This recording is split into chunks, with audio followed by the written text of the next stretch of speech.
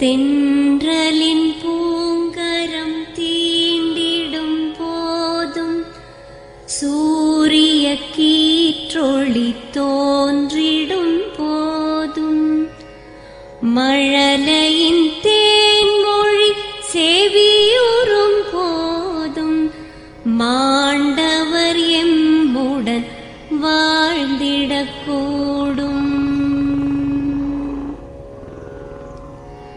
மாண்டவர் சுவாசங்கள் காற்றுடன் சேர்க, தூயவர் கண்ணொளி சூரியன் சேர்க, பூதங்கள்